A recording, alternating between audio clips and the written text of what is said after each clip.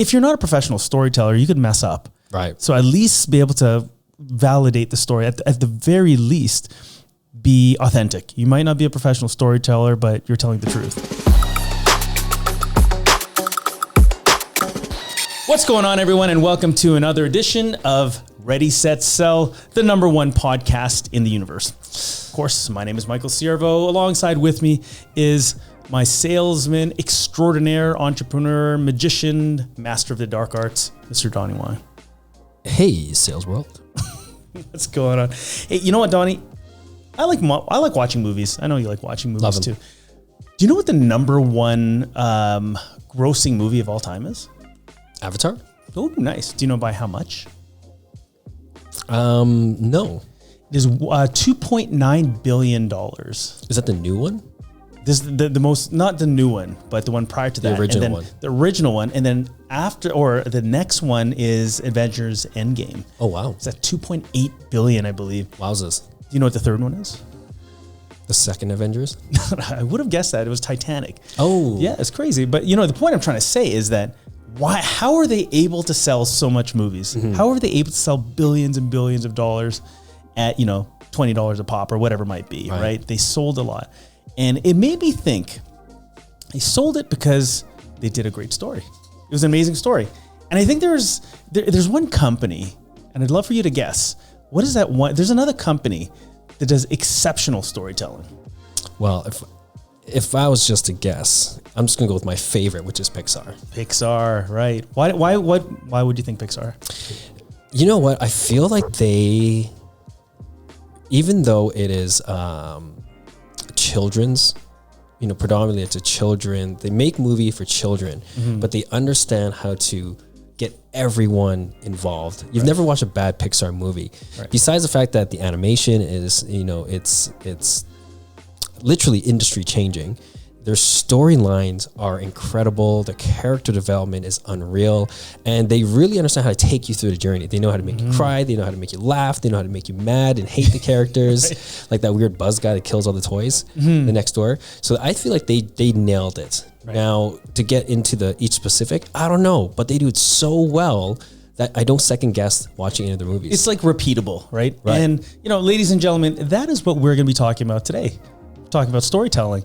And in fact, because you love Pixar so much, we're going to be talking about the Pixar formula and how they tell stories. Oh, I like it. Yeah, so this is going to be a fun episode, guys. So tune in, because I think one of the greatest skills that every salesperson should have is the ability to tell a story. And oftentimes it's easy to ramble when you tell a story, right? So as a salesperson, we got to be able to tell a story where the client understands the journey and they feel safe and all that other stuff. So what we're going to be talking about is the power of storytelling, why every salesperson should use storytelling, the structure on how you could do it effectively, and of course, other tips and tricks on how to utilize this dark art. And at first, the big one is, when do you use a story as a salesperson? So what I usually say is, if you need to explain a brand new concept or something that's a really big concept, the easiest way to take the customer from point A to point B without having to explain this features and benefits and all this is tell them a story.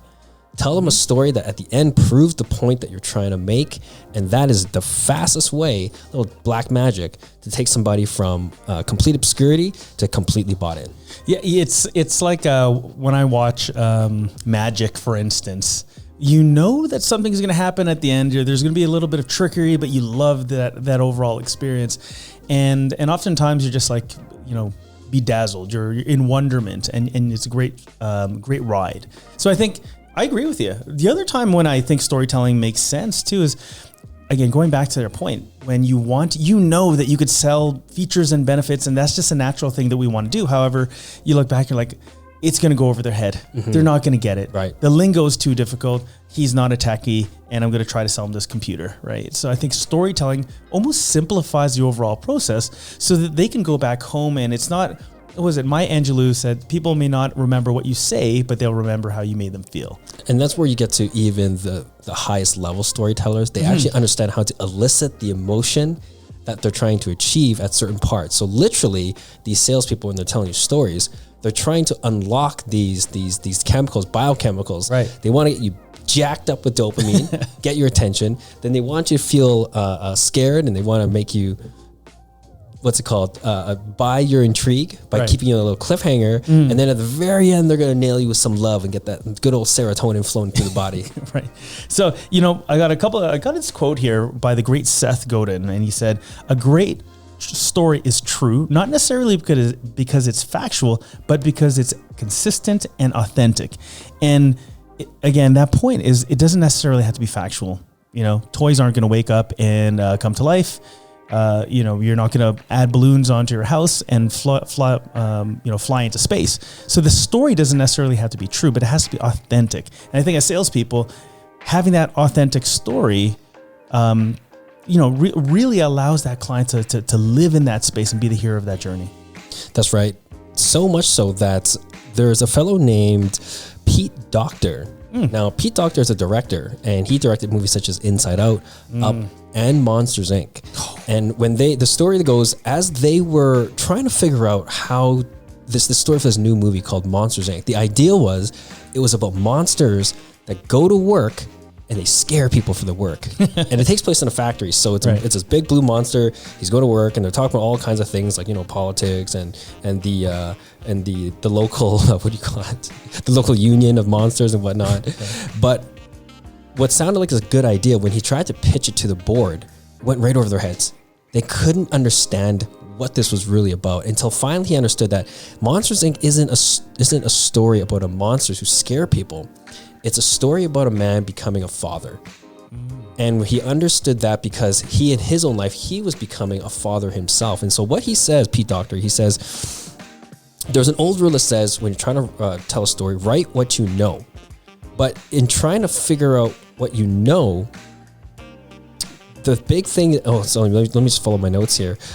Put something into your own words, because when you put it into your own words and your own stories, your story, how you feel, were you scared? Did you feel alone? There was something in your own life that will bring that story alive and not just make it another rambling, much like what I'm doing right now. And so it's a terrible story during a storytelling show here. And so at the end, Pete Docter just says, you know what, write what you know about, because what happened to you made you feel a particular way, and what you're really trying to do when you tell a story is to have the audience feel the same feeling. Right. Yeah. And again, going back to that hero's journey, right? Right. There's always a start to a story. There's a climax. There's a build up. There's all that other stuff. Actually, this is a good point. Like, as you're telling a story and being authentic and going through your own experiences, the skill is to bring your client or the listener along that storyline. Again, going back to Pixar, Pixar has a great formula. They do it all the time. It's really, really good. So maybe let's go into, first of all, what is the Pixar spine, what they call that? Pixar spine or the Pixar story? So, it's that great formula. Donnie, I know that you're a big Pixar fan. So tell us a little bit about, how do they tell a story? The Pixar story spine is a very simple framework that if you follow each line, it can actually flesh out your story. So it starts with once upon a time, every day, one day, because of that, and because of that, until finally, ... Right. And so the whole purpose is that with every single one of those lines, you're supposed to fill it in with the purpose of that line, and it gives you that structure of your initial story. So give me an example. I mean, let's take Up, for instance, which is a great movie. I don't know. Can you walk us through the whole, how they use that story spine? Yeah. Up? So with the story Up, once upon a time, there was this young couple that spent their entire lives together. They traveled the world, and then every single day they wake up with each other until one day he lost his wife, and he became very downtrodden with life. And because of that, he didn't want to speak to anyone, became a hermit. But because of that, one day this kid shows up and tried to sell him these cookies, and he kicked this kid away. But because of that, they ended up on some crazy adventure, something with the balloons and the house flies away. And because of this adventure, he goes with this kid, and he finally opens up to another human being until finally he remembers what's most important in life. It's human connection. That's right. Yeah, I mean, you can use that storyline in anything, essentially. It does. I don't think it has to be once upon a time, but Mr. and Mrs. Client, I know a lot of people are doing X, right? Many of them want to get married. Many of them want to have families. I'm sure you'd want to wake up every single day and live the most amazing life. But sadly, as human beings, we can always get sick. We could get ill. Someone will pass away. And because of that, there's going to be a financial burden on whatever your family is going through. And if you don't have your financial house in order, that could impact you. And on top of that, because of that, it also leads to some emotional distress. So in the worst point in time in your life, you may make the poor decisions. However, if you focus on getting life insurance or something along that, finally, if something were to happen, you're protected and you have the peace of mind. Something along those lines. It doesn't have to be the whole, structured, but behind your mind when you're telling a story, you could easily do that. Right. I think the point you're trying to make is it doesn't have to be a fairy tale. Yes. It just has to take them through this emotional journey. Mm-hmm. There's another one I was looking up here, and I don't know, it was a 3 C's of storytelling: character, conflict, and conclusion. Interesting. Yeah. So every great story, you have to have a character. Who's the character? Character is going to be your client, right? Or whoever it might be. Let's say Neo from the Matrix. Conflict. He's not happy with his life. Red pill or blue pill. What do you do, right? He goes on this magical journey. He goes on this journey. And then there's a conclusion. He saves the world by being the chosen one. Casey Neistat has a story structure very similar to that. He calls it the 3 acts of a story, and his is setup, conflict, resolution. Yeah. So very much the same thing. I think a lot of it is the same thing. Mm-hmm. I think where maybe the setup that he's talking about, of course, is character development. So where the 3 C's is character, it's almost the same thing. And a lot of it is just, semantics, right? But ultimately, that's really what you do. In Ontario, when we used to go door to door and sell water heaters, we had to explain to the homeowners why we were changing out these water heaters today. Okay. And there could not be anything more unsexy, more boring to talk about than your water heater. The only thing you never pay attention to. So how we did it was with that 3-act story. Okay. Which started with, once upon a time, you guys had these water heaters. They started getting old. So one day, your utility decided to buy out all these water heaters and rent them out to you so that there'd be maintenance for life. Well, guess what happened to that business? It got sold off to an American conglomerate. So every one of your dollars is now heading across the border to good old Donald J. Trump down there. Yeah. So what we're doing here is we're a Canadian company. We're replacing all these water heaters with Canadian ones, and now your money gets funneled back into Canada.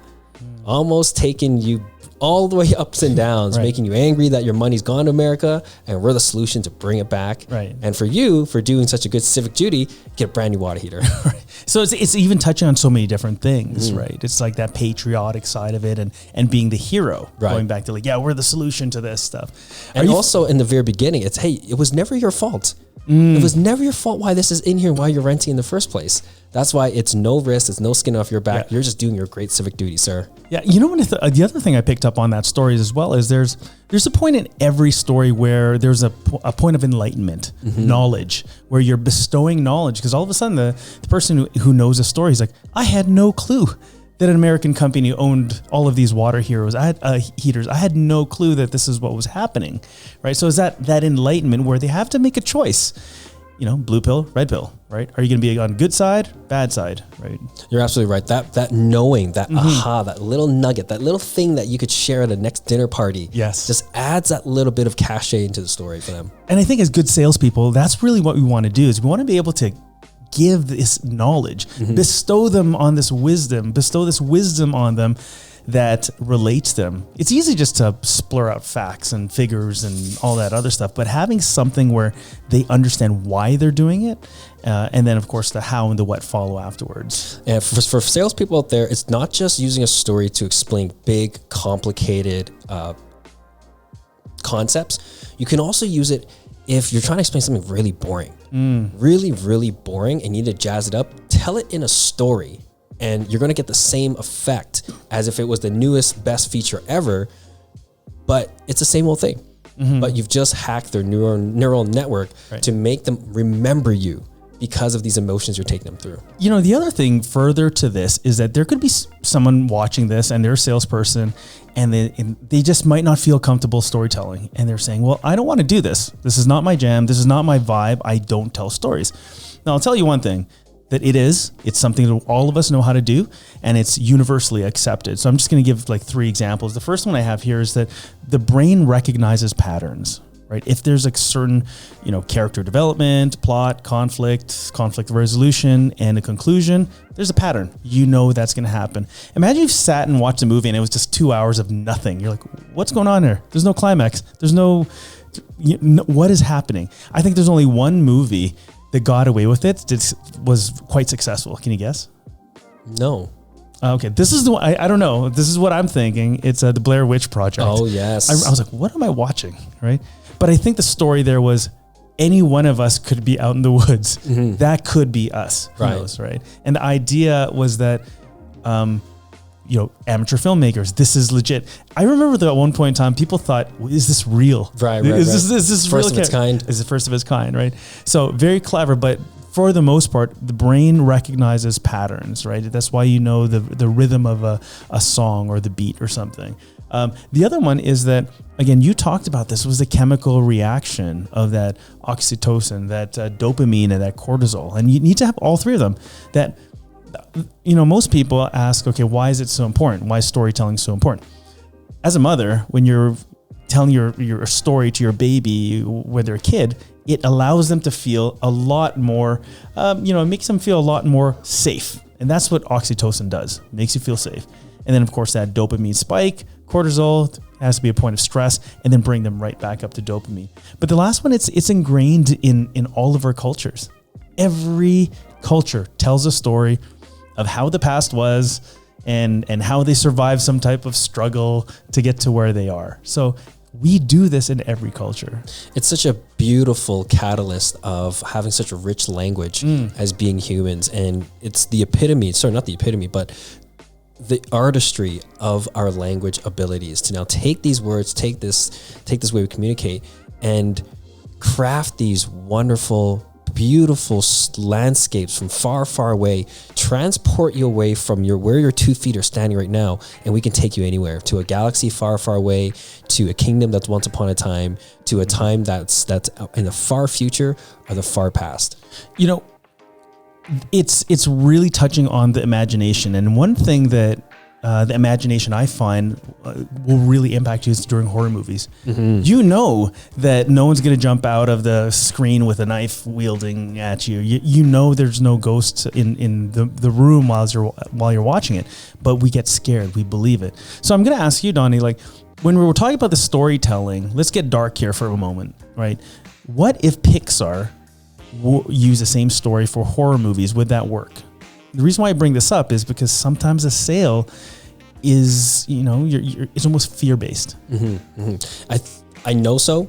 And I think where they really went deep into that was in the 4th one, where they had this like big pink bear. They were almost at some weird toy nursery. Yeah. And that was a very dark story. Oh, really? Right. Where the bear was rejected, just like all the other toys, but he went evil. So instead of trying to find his toy, his owner, he ended up trying to revolt and get all the toys to come with him, and they would start their own utopia, a toy utopia.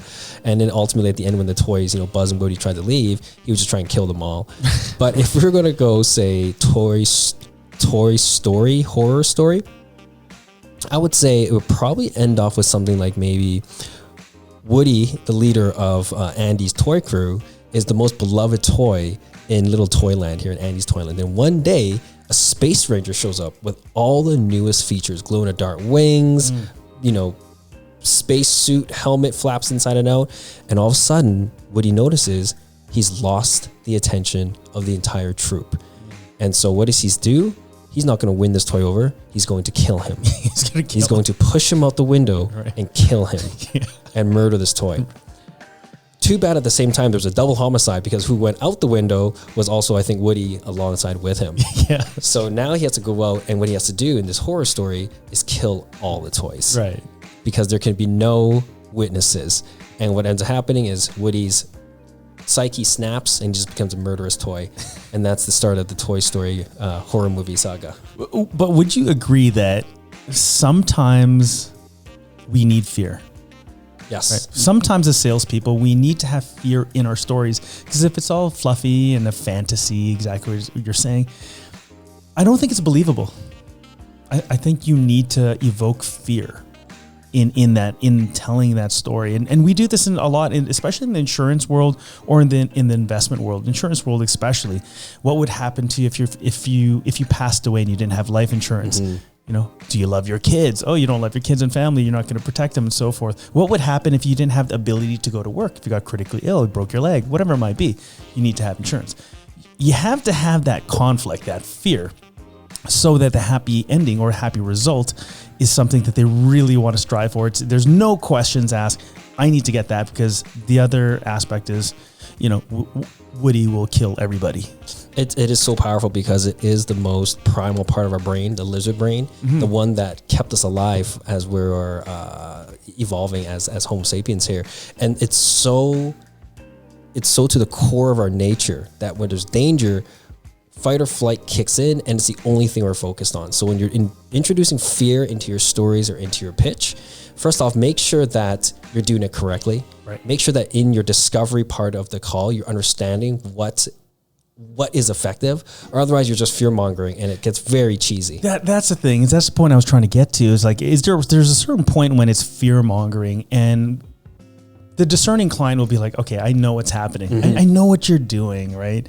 Like, you're not going to get to 2-carat ring. You don't love your you don't love your wife, right? Like, you could sense the sleaziness, and I think that's a challenge as salespeople, is that we got to get rid of the stigma that sales is sleazy, and I think storytelling can get rid of that stigma if done properly. I absolutely think we can do that. The other things that I would just want to mention, Donnie, we live in a world. We did another podcast earlier to this, prior to this, and we talked about digital transformation and mobile, and the move away from newspaper and television and radio to mobile devices. What's happening is that people will consume the visual a lot more. So if you're telling a story, I think every salesperson should actually have a visual. It's show them something, show them a picture, whatever it may be, show them a graph or a prop versus just storytelling around the campfire. It's kind of weird, right? I think that's one. I got a stat here that says if 100,500 digital words are consumed by the average U.S. citizen every day, then in order to make our stories effective, make it a lot shorter and grab a really good title that's going to grab their attention. And the other one is if 92% of consumers want brands to make ads that make them feel like they're in a story, then make sure that as you're telling a story that you have content that is linear and it's expressed in a very clear narrative, very similar to Nike. Just do it. So powerful. You know that if you buy those shoes, you're all of a sudden going to be this particular character and you could do anything. So Michael, for the salespeople who may not have storytelling in their repertoire, where do you think they could start? I think you alluded to this before, is find a personal story, right? Find a personal story that resonates, that you know all of the facts. If they ask you questions, you can say, oh yeah, this happened at this date or that date. You can have reference points, because if you're not a professional storyteller, you could mess up. Right. So at least be able to validate the story. At the very least, be authentic. You might not be a professional storyteller, but you're telling the truth. The other one I would say is just tell a really good story that can be researched. If it's not your personal story, tell a really good story. I'll give you a great story, actually. Do you know have you heard of the company Slack? Yes. Right. So not too many people know that it was a company owned by a guy named, I think, Stuart Butterfield. So Stuart Butterfield is back in 2010, I believe. So he owned a company called Tiny Snitch. So one of those, I think it's something like that. Tiny Snitch. So anyways, he owned this little company. They're creating a game called Glitch. And there was inefficiencies on how the US developers and American developers were communicating. And so he created a platform where they could talk. And then ultimately the game sucked. It failed. So Glitch wasn't really glitched, right? It was poor. It was a crappy game. But what came out of it was that they had this fantastic platform, which eventually became Slack. And then last year, Slack, made $1 billion of revenue. So here's a company, here's a great story where this entrepreneur wants to create a video game. So he tries to solve a problem, and every day they got together. And because of that, they needed to create this platform where everyone can communicate. But unfortunately, the game failed. And because of that, that business model was not a success. However, what they did discover was the true success was uncovering a new company called Slack. Right. Very cool. Right. You tell that story. That's pretty cool. Yeah, absolutely. Absolutely. Do you have any stories that you personally use? Oh man, I tell jokes. I tell stories. There's a lot of them out there. Like the ones that I've used Slack many, many times as an example to any person to say, you might think that the decisions you're going to be making and the direction is here, but ultimately as humans, we have to pivot. Throughout life, you're always going to have to pivot. And sometimes the goal or your definition of success might not come from the way to get there. You might take another side road, but ultimately if you stay true to your goal, you're an entrepreneur, you're going to get there. I've used Slack many, many times. I tell stories of, like this might not necessarily be a sales story, but, New York City, I was staying at the Shangri-La with my wife. I'm going up to our hotel room. All of a sudden doors open and I see this giant 6'9" guy. I look up and it's Phil Jackson. At the time, he was a coach of Zen Master. He was the coach of the New York Knicks. I knew him as a coach of Chicago Bulls and the Lakers, like iconic guy. And he was just amazing. So I walk up and in the typical fanboy self, I didn't know what to say. I said, Mr. Zen Master, how are you doing? I extended my hand. This big giant hand shakes my hand, says, nice to meet you. And I don't know what I was thinking, but I said, do you want to do yoga together? Something along those lines, stupid. And he just said no. And then he looked straight. And all I'm trying to say is that, okay, it's a story. You meet a celebrity, you get nervous, but it's a funny one because, he was true to form as a Zen master. He wasn't mean. He was just very stoic. And and then, ultimately doors opened up. He walks off. I walk off. He said, see you later. Have a good day. He's like, you too. Nice. But I think everyone should have a story. Mm-hmm. I do have stories, like mostly with my past on how I got into the industry. So years ago, I want to be a teacher. So this is a true story. I always want to be a teacher. I want to help as many people as I can. However, many people in my community bought a stock called Briex. Every Filipino bought the stock Briex. My father and my family, they're immigrants. So they invested all of their life savings into this stock called Briex. Briex goes up to $200 a share and eventually plummets to zero. And, my family's on the verge of divorce. But I looked at it and I said, hey, I don't want to be a teacher anymore. I want to be a financial advisor so that I could protect other people from making those tough mistakes. So you got a story? Well, you know what's different from you? I use a lot of personal stories where I like using factoids. So I love, if there's something that's interesting, I love using that story and then proving a point. So let's see, what would one I be used? There's one I always ask is, I forget what point I'm trying to prove a lot of times, but I tell them, have you ever heard of a shop called Hats & Co.? Vaguely. Hats & Co. is the world's oldest hat shop. Okay. They've made hats for the British monarchy for over, centuries. They've also made hats for every single prime minister in the UK there. And they were on an interview once and they asked the owner of Hats & Co. They said, what makes you so successful when we've been making hats for hundreds of years and you've outlasted everyone? And the owner said, you know what? At the end of the day, the secret to our success is the details. Anyone can make a hat, but to make the best hat, you gotta know every single stitch, every inch of that hat. And that's what's really helped us stand the test of time. Love it. Super short and punchy, but it starts off with a little bit of intrigue. Then we take you with why they're so well known. They've made hats for every king, every prime minister. And then we just hit them with a nice little feel-good story to prove a point that, hey, it's all about the details. Exactly. And that is a great example of storytelling. It doesn't necessarily have to be your story. You don't need to fake something. Mm-hmm. Great factoid. It's something that's very memorable. And it takes them on that roller coaster journey. So what do you guys think? What stories do you tell? What stories do you have off the top of your head, whether it's personal, a factual one, or just a really interesting one, just to break the tension between a client and a prospect or a potential client that you're still trying to earn their trust. And remember, just say when you're telling stories, build it up. It's about developing the character, having some type of conflict, and having a conclusion. How is it going to feel when they deal with you? So with that said, I hope you guys tell a great story. Tell us a story. Write some stories in the comments. Give us a couple 1-liners, 3-liners, 5-liners. Let's share with the sales world. Awesome. With that said, have a wonderful day. Tell those stories. Be awesome. See you next week.